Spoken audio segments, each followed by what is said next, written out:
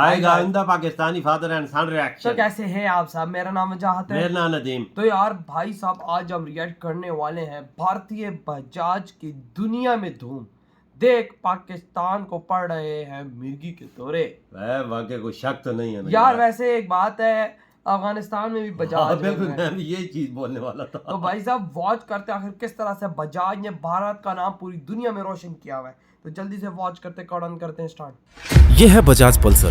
कहते हैं कि इस बाइक ने बजाज को डूबने से बचा लिया था। और एक टाइम था जब बजाज चेतक स्कूटर इंडिया में मिडिल क्लास फैमिलीज के लिए एक इमोशन हुआ करती थी। आज बजाज ऑटो इंडिया की सेकेंड लार्जेस्ट टू व्हीलर और दुनिया की नंबर 1 थ्री व्हीलर कंपनी। सालों तक इस कंपनी ने इंडियन टू व्हीलर मार्केट पर राज किया है। लेकिन एक दौर ऐसा भी था जब कंपनी के बंद होने की नौबत आ गई थी। तब जापान के कावासाकी मोटर्स की KV100 और कैलिबर जैसी बाइक्स ने बजाज को डूबने से बचा लिया था। लेकिन आगे चलकर ऐसा क्या हुआ कि बजाज ने कावासाकी का साथ छोड़कर ऑस्ट्रिया की KTM में अपनी दिलचस्पी दिखानी शुरू कर दी। क्या कावासाकी ने बजाज को धोखा दिया था? इन सब सवालों के जवाब के साथ ही आज हम बजाज ऑटो की पूरी जर्नी डिटेल में जानेंगे इस वीडियो में।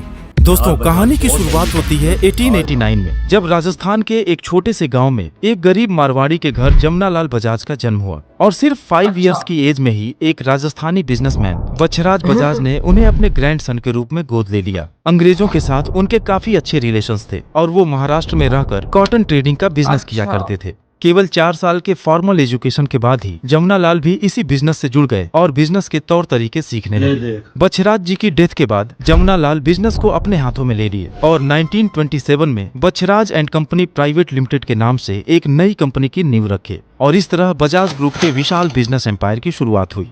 जमुनालाल बजाज अंग्रेजी हुकूमत के सख्त खिलाफ थे और महात्मा गांधी के स्वदेशी आंदोलन से जुड़े हुए थे। उन्होंने तमाम फैक्ट्रीज की शुरुआत की ताकि लोगों को रोजगार मिल सके और हम देश में ही बने सामानों का इस्तेमाल करें।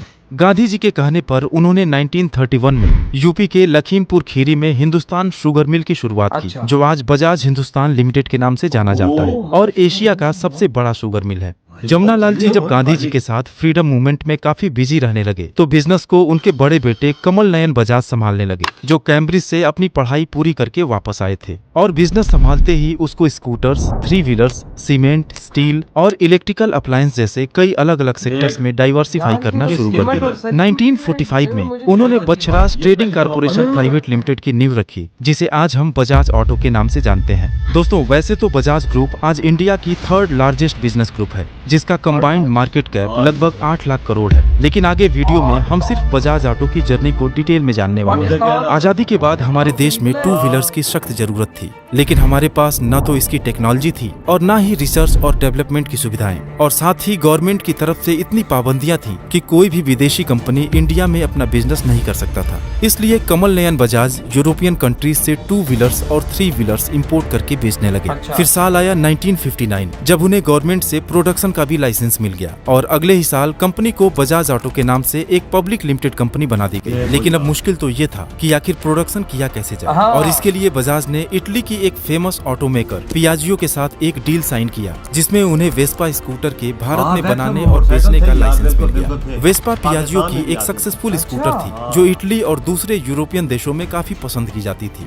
और इंडिया में भी लॉन्च के बाद इसे लोगों का काफी अच्छा रिस्पॉन्स मिलने लगा। और फिर 1965 में कमल नयन बजाज ने अपने बिजनेस की सारी जिम्मेदारी अपने बेटे राहुल बजाज को सौंप दी, जो हार्वर्ड बिजनेस स्कूल से MBA की पढ़ाई कंप्लीट करके वापस आए थे। राहुल बजाज कंपनी के बिजनेस को तेजी से एक्सपेंड करना चाहते थे, लेकिन एक तरफ जहां गवर्नमेंट के परमिशन के बिना कुछ भी कर पाना पॉसिबल नहीं था, वहीं दूसरी तरफ 1971 में पियाजियो ने भी अपने लाइसेंस को रिन्यू नहीं किया। अब बजाज को अपना अस्तित्व बचाने के लिए खुद का एक 2 व्हीलर बनाने की मजबूरी थी। पूरी टीम ने दिन रात मेहनत की और 1972 में वेस्पा से ही इंस्पायर्ड एक स्कूटर बजाज चेतक को मार्केट में उतारा गया। API लैम्ब्रेटा के बाद बजाज चेतक भारत में बना दूसरा स्कूटर था। और अगर आपका जन्म 90 के दशक या उससे पहले हुआ है तो आप बजाज चेतक स्कूटर के बारे में जरूर जानते होंगे, और आपने भले ही इस स्कूटर को चलाया हो या नहीं, लेकिन इसके फेमस जिंगल हमारा बजाज जरूर गुनगुनाया होगा। हमारा बजाज, हमारा बजाज, हमारा बजाज। मार्केट में आते ही इसकी सेल्स इतनी तेजी से ऊपर गई कि बुकिंग करने के बाद डिलीवरी के लिए लोगों को सालों वेट करना पड़ा। आम लोग बड़े ही शान से अपनी फैमिली को लेकर इस पर चला करते थे और इस स्कूटर की इंडियन 2 व्हीलर मार्केट में मोनोपोली सी हो गई थी। फिर आया 90s का वो दौर जब इंडिया में कई तरह के इकोनॉमिक रिफॉर्म हाय, शुरू हाय, किए हाय, गए हाय। और फॉरेन प्लेयर्स को भी इंडियन मार्केट में इन्वेस्ट करने का परमिशन मिला। बहुत सारे इंटरनेशनल प्लेयर्स तो सालों से वेट कर रहे होते हैं कि कब वे इंडियन मार्केट में एंट्री ले पाएंगे, और गवर्नमेंट के इस मूव ने उनको एंट्री लेने का एक मौका दे दिया। होंडा मोटर्स ने भी जब इंडिया आने में अपनी दिलचस्पी दिखाई तो 100 से भी ज्यादा एप्लीकेशंस उनके पास पहुंच गए, जिनमें से होंडा ने 3 कंपनीज को सेलेक्ट किया, बजाज ऑटो, हीरो और काइनेटिक। लेकिन बजाज उस समय काफी बड़ा प्लेयर था, इसलिए होंडा 2 छोटे प्लेयर्स के साथ जाने के लिए डिसाइड करता है। वो मोटरसाइकिल का बिजनेस हीरो को देता है और स्कूटर का जो बिजनेस होता है वो काइनेटिक को दे देता है। अच्छा। बस अब यहीं से शुरुआत थी बजाज के बुरे दिनों की। हीरो होंडा की मोटरसाइकिल और काइनेटिक होंडा की स्कूटर्स के चलते लोगों में गियर वाले स्कूटर की पॉपुलैरिटी काफी कम होने लगती है, जिसका सीधा असर बजाज चेतक की सेल्स पर पड़ता है, क्योंकि उनका 80% रेवेन्यू चेतक की सेल्स से ही आती थी। बाकी रही सही कसर यामाहा RX 100 और राजदूत ने पूरी कर दी। बजाज ऑटो की वैल्यूएशन ईयर ऑन ईयर 40% की रेट से गिरने लगी और नौबत तो ये आ गई कि मार्केट एनालिस्ट अब बजाज ऑटो के अंत को देखने लगे थे। राहुल बजाज ने जिस बजाज ऑटो को 7.5 करोड़ से 12,000 करोड़ की कंपनी बनाया था, उस कंपनी को अपने आंखों के सामने बर्बाद होते हुए देख रहे थे। लेकिन उनके पास कोई ऑप्शन नहीं था। होंडा, यामाहा और सुजुकी के रिफाइंड और रिलायबल इंजन का मुकाबला वो बजाज चेतक से नहीं कर सकते थे। लेकिन अब समय बदलने वाला था। कहानी में एंट्री होने वाली थी एक ऐसे शख्स की जिसने बजाज ऑटो की किस्मत को पलट कर रख दिया। वो शख्स थे राहुल बजाज के बड़े बेटे राजीव बजाज, जिन्होंने 1988 में मैकेनिकल इंजीनियरिंग में अपनी डिग्री हासिल की थी। उनकी सोच अपने पिता से बिल्कुल अलग थी, जिसकी वजह से उनके बीच काफी मतभेद भी थे। लेकिन अभी प्रायोरिटी थी बजाज को बचाने की। राजीव बजाज ने स्कूटर बिजनेस की हिस्ट्री को भूलकर बाइक प्रोडक्शन में आगे बढ़ने का फैसला किया और अर्ली 2000 में जापान की कावासाकी के साथ पार्टनरशिप में KB100, बॉक्सर, कैलिबर, एलिमिनेटर और विंड 125 जैसी बाइक्स को मार्केट में लॉन्च किया गया। और साथ ही Africa, Nigeria, Mexico, Latin America और फिलीपींस जैसे देशों में इसको एक्सपोर्ट भी किया जाने लगा। बॉक्सर बाइक तो अफ्रीका की लार्जेस्ट सेलिंग बाइक बन गई और कावासाकी बजाज कैलिबर को इंडिया में अच्छा रिस्पांस मिला। लेकिन फिर भी बजाज ऑटो की market position Hero Honda, Yamaha और सुजुकी के सामने लगातार नीचे गिरती जा रही थी। राजीव बजाज ने अपनी स्ट्रेटजी को पूरी तरह से चेंज किया। उस समय सारे मैन्युफैक्चरर इंडिया की मिडिल और लोअर मिडिल क्लास को ध्यान में रखकर 100cc सेगमेंट की सस्ती लाइटवेट कम्यूटर बाइक्स बना रही थी। लेकिन लोगों की फाइनेंशियल कंडीशन अब पहले से बेहतर हुई थी, जिससे उनकी परचेजिंग पावर में भी इजाफा हुआ था। और इन्हीं सभी बातों को ध्यान में रखकर बजाज की रिसर्च एंड डेवलपमेंट टीम ने एक पावरफुल और परफॉर्मेंस बाइक को तैयार करने के लिए काम करना शुरू किया और साल 2001 में पल्सर 150 और पल्सर 180 को भारतीय मार्केट में लॉन्च किया गया। ज्यादा बड़े और powerful engine, long wheel base और मस्कुलर स्टाइलिंग के साथ पल्सर एक प्रीमियम बाइक थी। साथ ही डिस्क ब्रेक और साइड स्टैंड इंडिकेटर इसे दूसरी बाइक से अलग बनाते थे।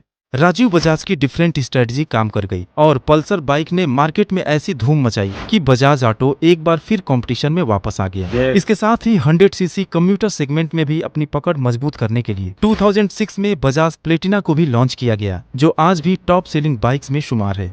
निश्चित रूप से कावासाकी का साथ बजाज के लिए एक जीवन दान से कम नहीं था। उनके रिश्ते पल्सर के लॉन्च के बाद भी मजबूत बने रहे और 2009 में कावासाकी ने अपनी प्रीमियम बाइक्स के सेल्स और सर्विस के लिए भी बजाज के साथ एक डील साइन किया और उनके प्रीमियम डीलरशिप के जरिए अपनी निंजा जैसी स्पोर्ट्स बाइक को सेल करने लगे। हालांकि राजीव बजाज के मन में एक कसक जरूर थी कि आखिर उनके पास फास्ट स्पोर्ट्स बाइक बनाने की टेक्नोलॉजी क्यों नहीं है। उसी दौरान उन्हें पता चला कि ऑस्ट्रिया की एक फेमस मोटर कंपनी KTM काफी बुरे दौर से गुजर रही है और बैंकरप्सी की कगार पर है। KTM एक बड़ा नाम था और उसकी टेक्नोलॉजी राजीव बजाज के सपने को हकीकत में बदल सकती थी। बजाज ने फौरन KTM के 14.5% स्टेक परचेज कर लिए और अपनी हिस्सेदारी को धीरे धीरे बढ़ाते हुए आज 48% की कंट्रोलिंग पोजीशन पर आ गए। दोस्तों, इससे बजाज को 2 फायदा हुआ। सबसे पहले तो उन्हें जिस एडवांस टेक्नोलॉजी की जरूरत थी वो मिल गई और दूसरी, उनकी ब्रांड वैल्यू इंटरनेशनल मार्केट में काफी बढ़ गई। बजाज ऑटो ने KTM की मदद से अपने पल्सर ब्रांड को अपग्रेड करके पल्सर NS और RS सीरीज को लॉन्च किया, जिसका आज यूथ में जबरदस्त क्रेज है। दरअसल ऑस्ट्रिया में KTM बाइक्स की मैन्युफैक्चरिंग कॉस्ट काफी अधिक थी, इसलिए उनकी बाइक्स काफी महंगी हुआ करती थी। लेकिन जब उसका प्रोडक्शन बजाज ने इंडिया में शुरू किया तो प्रोडक्शन कॉस्ट में लगभग 30% की गिरावट आ गई और जब 2012 में एक अफोर्डेबल प्राइस के साथ KTM ड्यूक 200 को लॉन्च किया गया तो यह बाइक काफी पॉपुलर हो गई और इसकी सक्सेस से इंस्पायर्ड होकर KTM ने ड्यूक 390, RC 200 और RC 390 मॉडल्स को भी मार्केट में उतार दिया। लेकिन दोस्तों केटीएम से बजाज की नजदीकियां कावासाकी को चुभने लगी, क्योंकि कावासाकी और केटीएम दोनों एक ही सेगमेंट में बाइक्स का प्रोडक्शन करती थी और इंडिया में केटीएम बाइक्स का रेट नीचे आने से कावासाकी की सेल्स पर काफी असर पड़ने लगा। हालांकि ऑफिशियली तो इस बात को कहीं कहा नहीं गया, लेकिन कुछ रिपोर्ट्स की अगर माने तो बजाज और कावासाकी के बीच मार्केटिंग और ब्रांडिंग को लेकर कुछ डिस्प्यूट काफी दिनों से चल रहा था और बजाज के मुश्किल दिनों में भी कावासाकी ने अपने स्पोर्ट्स बाइक की टेक्नोलॉजी भी शेयर नहीं की, जिसकी वजह से बजाज मैनेजमेंट उनसे खुश नहीं था। कावासाकी को बजाज से अलग होने का अंदेशा पहले से ही था, इसलिए 2010 में कावासाकी ने महाराष्ट्र के पुणे में इंडिया कावासाकी मोटर्स के नाम से अपना एक प्रोडक्शन यूनिट सेटअप करके अपने सप्लाई चेन को भी मजबूत करना शुरू कर दिया था और आखिरकार 2017 में कावासाकी ने इंडिया में बजाज के साथ अपने सेल्स एंड सर्विस एग्रीमेंट को खत्म कर लिया। खैर अब बजाज को इससे कोई खास असर पड़ने वाला नहीं, क्योंकि केटीएम के साथ आने के बाद 100 सीसी सेगमेंट में प्लेटिना और डिस्कवर से लेकर पल्सर जैसी परफॉर्मेंस बाइक और डोमिनार और ड्यूक जैसी शानदार स्पोर्ट्स बाइक बजाज के पोर्टफोलियो में मौजूद हैं। और अगर 3 व्हीलर की बात करें तो हमारे दिमाग में सिर्फ बजाज ऑटो रिक्शा का ही ख्याल आता है। 2017 में ही बजाज ने यूके की ट्रायम्फ मोटरसाइकिल के साथ मिड साइज बाइक के प्रोडक्शन और सेल्स के लिए भी एक ग्लोबल पार्टनरशिप किया था, जिसके तहत उन्होंने अभी जल्दी ही जून 23 में स्पीड 400 और स्क्रैम्बलर 400X बाइक्स को लॉन्च किया है। आज बजाज ऑटो की 2 व्हीलर्स और 3 व्हीलर्स दुनिया के 70 अलग अलग देशों में मौजूद हैं और यही वजह है कि उनके कुल रेवेन्यू का 50% हिस्सा एक्सपोर्ट से ही आता है। और आप जानकर हैरान होंगे कि दिसंबर 20 में बजाज ऑटो का मार्केट कैप 1 लाख करोड़ को भी पार कर गया था, जिससे यह दुनिया की मोस्ट वैल्यूएबल 2 व्हीलर कंपनी बन गई थी। तो दोस्तों उम्मीद है कि बजाज ऑटो की यह सक्सेस जर्नी भी आपको पसंद आई। ये वीडियो खत्म भाई, देखो ना भाई बजाज ने तो दुनिया में अपनी धूम मचा दी। 70 मुल्कों में तो खाली एक्सपोर्ट है उनकी और 50% पैसा तो भाई ये सिर्फ कमा रहे हैं एक्सपोर्ट मार के। आप यार अफगानिस्तान जैसा देश है, अफगानिस्तान उधर भी बजाज के रक्षे। और भाई ये दुनिया की number 1 auto company 3 wheeler rickshaw वाली दुनिया की नंबर 1 देखो। और भाई इस टाइम अफ्रीकन देशों में भी भाई सही ठोक के भाई साहब बजाज फेंक रहा है। और बजाय भाई अफ्रीकन देशों में बॉक्सर बहुत फेमस हुआ। बिल्कुल, वो उधर फैक्ट्रियां खुली हुई हैं उधर। ला अंदाजा बजाज किधर था तो किधर से उठा और किधर पहुंच गया। यार देखो ना भाई इंडिया के नाम के झंडे आज बजाज दुनिया में गाड़ है। बिल्कुल, कावासाकी थी इनकी दोनों की पार्टनरशिप थी। कावासाकी वाला तो उसमें तो फर्क नहीं पड़ा, उसने और धूम मचा दे कसम से भाई साहब। बजाज देखो भाई आज भारत की शान है, आज दुनिया में जो भी झंडे गाड़ है भाई बजाज का नाम पहले आता है। देखो भाई पल्सर का देखा जाए भाई साहब, प्लेटिना का देखा जाए, यार देखो जो ब्रांड जापानीज ब्रांड को टक्कर दे सकता है, ऑस्ट्रेलियन ब्रांड्स को टक्कर दे सकता है, उनकी मार कर आगे निकल सकते हैं, तो भाई सोचो कि उसमें दम कितना है। टॉप 10 बाइकों में बजाज का नाम है। वाह क्या दुनिया देखो यार, होंडा को टक्कर दे, होंडा को खत्म कर डाला, केटीएम को खत्म कर डाला, कावासाकी को खत्म कर डाला, हीरो को खत्म कर डाला। भाई ये तो इसके आगे टिकती ही नहीं है।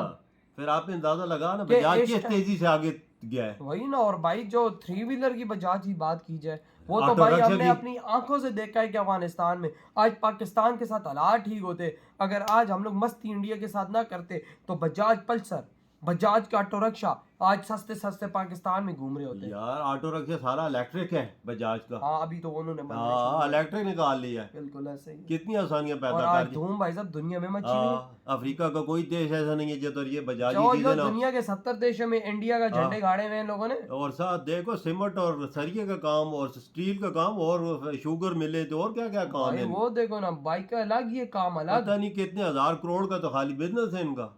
मतलब कि ये भाई बजाज पूरा पाकिस्तान खरीद सकता है लाला। तो यार भाई आपके क्या थॉट है, ये दुनिया में झंडे गाड़ है बजाज, इधर ही वीडियो खत्म करते हैं।